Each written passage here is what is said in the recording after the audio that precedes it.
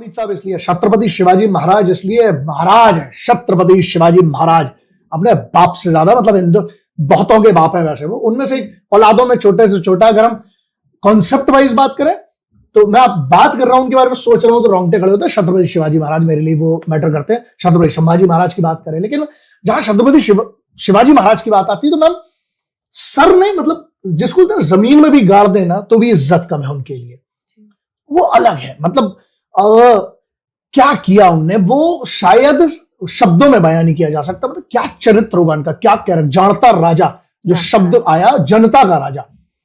तो 1% भी अगर पॉलिटिशियन भारत का अगर कोई भी 1%, 0.1% भी छत्रपति शिवाजी महाराज जैसा हो जाए तो राष्ट्र बदल जाए मैम, क्योंकि बहुत सारी चीजें की छत्रपति शिवाजी महाराज ने। रही बात शहीद आजम की, तो शहीद आजम मैम ऐसा है कि एक कमाल की बात है ना, जैसे लोग कहते हैं कि मैं इनको प्रमोट करता हूं या मैं पहनता हूं। मैम बहुत छोटा आदमी हूं मैं, मेरी औकात है इनको प्रमोट करने की, ये करके चले गए। हमारी औकात के बहुत ऊपर है ये चीज है। हाँ, हम उनको ट्रिब्यूट दे सकते हैं, हम उनको सम्मान दे सकते हैं। मैं क्यों पहनता हूं कि उसके बहुत सारे कारण हैं।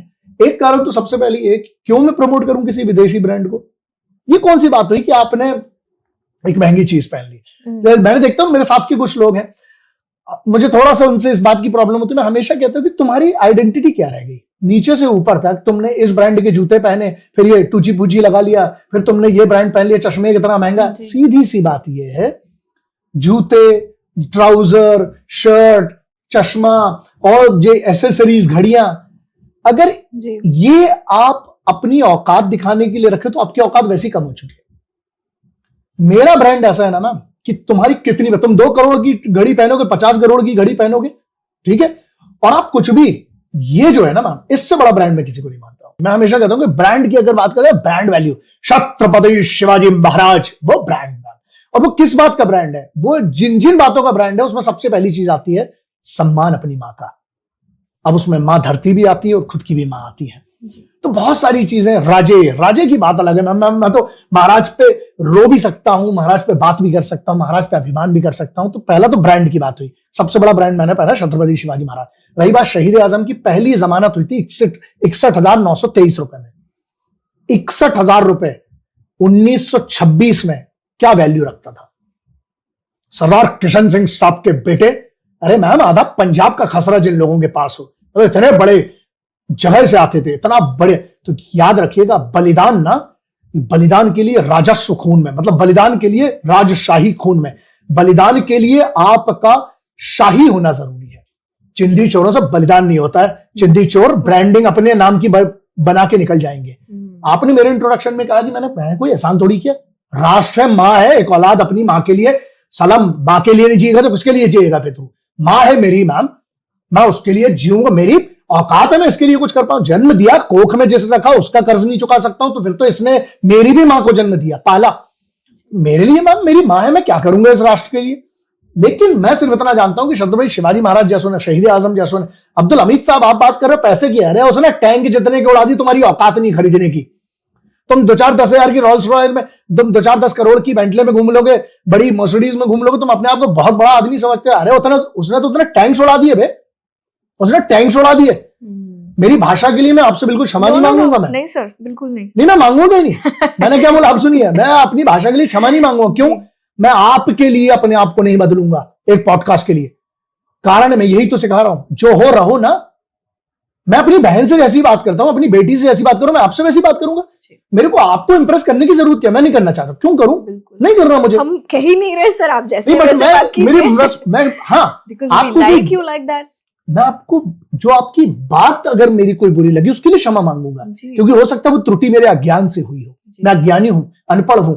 लेकिन जहां बात आती है शत्रुओं को जिस भाषा में समझाना चाहिए, वैसे ही ना छत्रपति शिवाजी महाराज, शहीद आजम भगत सिंह साहब, क्या जरूरत थी एक बच्चे को जो इतना बढ़िया पढ़ते थे, 19 भाषाओं का ज्ञाता थे शहीद आजम, वो थिएटर करा करते थे। लोग कहते हैं मैम कि जब वो गुजर जाते थे ना तो लड़कियों को पकड़ना पड़ता था। कहा जाता है कि शहीद आजम जब गुजर जाते थे, मतलब क्या खूबसूरत इंसान। छत्रपति शिवाजी महाराज के बारे में वही बात कहेगी कि बाप रे, मतलब इतिहास में महाराणा प्रताप साहब और छत्रपति शिवाजी महाराज और राजपूतों का इतिहास में क्या लगते हैं बनना, क्या हुक्म होते हैं। वो बात है ना कि कैसे बने, वो अभिमान के कारण होता है ना। उनका अभिमान सबसे बड़ी इन सब चीज में, सब में एक खासियत थी मैम, ये सब सीधे थे, टेढ़ टांग पे नहीं खड़े थे, टेढ़े नहीं घूम रहे थे। तो ये ब्रांड तो मैम उनका शरीर उनका ब्रांड था। तो जब खड़े होते थे तो लगता था बाप रे कोई आ गया। शहीद आजम को देखकर लोग इंप्रेस नहीं होते थे मैम, पागल होते थे। कहते थे ना कि पागल कर दे कोई। जो उनकी पर्सनालिटी थी, उनसे बहुत कुछ सीखने को। ऐसा ही अब्दुल हमीद साहब मैम, एक इंसान जिसने तबाही मचा दी पूरे पाकिस्तान के कैंप में। तो ये जो मैं पहनता हूं उसके पीछे का राज क्या है, इनसे बड़ा मैं किसी को ब्रांड नहीं मानता। और रही बात ये ब्रांड, मैं तो कहता हूं भगवती मेरे पास भाई इतना पावर तो नहीं है, लेकिन कभी हो तो फिर हम बताएं कि ब्रांड होता क्या है हिंदुस्तान में। क्योंकि जब तक आप विदेशी ब्रांड्स को प्रमोट करते रहेंगे, आपका स्वदेशी कहना सिर्फ फ्रॉड है। ब्रांड ये होना चाहिए ना मैम। क्यों नहीं हर गली का नाम उन पर पड़ता है जिनने मैम इस वतन के लिए अपना सर्वोच्च दिया। सबसे बड़ी चीज क्या होती है, जवानी देती है। सबसे बड़ी चीज क्या, आदमी पीक पर कब होता है, जवानी में। जवानी में फांसी लड़ देना। छत्रपति शिवाजी महाराज जंगलों में रह रहे के, महाराणा प्रताप साहब, बप्पा रावल साहब, सोचिए क्या क्या मैम इतिहास में। तो बप्पा रावल साहब का एक सही पेंटिंग नहीं ढूंढ पा रहा हूं, ये भारत की सबसे बड़ा अपमान है। मैं उनकी पेंटिंग नहीं ढूंढ पा रहा हूं मैम। आर्काइव्स कहां पे मिलेंगे आपको, ईरान में मिलेगी। यहां से मारते ले गए थे, यहां से बप्पा रावल साहब यहां से मारते ले गए थे। उम्मेद खलीफा ने जब अपना मेन आदमी भेजा, उनने भेजा मोहम्मद बिन कासिम, यहां से कूटते ले गए थे। बप्पा रावल साहब चप्पलें मारते ले गए थे ईरान तक। और उसके बाद 417 साल तक हमला नहीं कर पाए कोई भारत पे।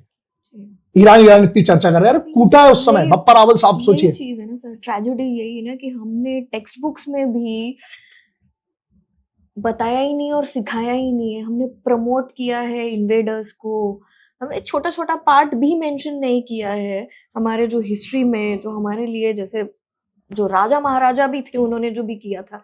जैसे अभी मैंने रिसेंटली साउथ के ऊपर भी किया, जी जी, जो कोई मेंशन नहीं है किस तरह उन्होंने रूल किया या क्या वेल्थ थी या क्या किया उन्होंने।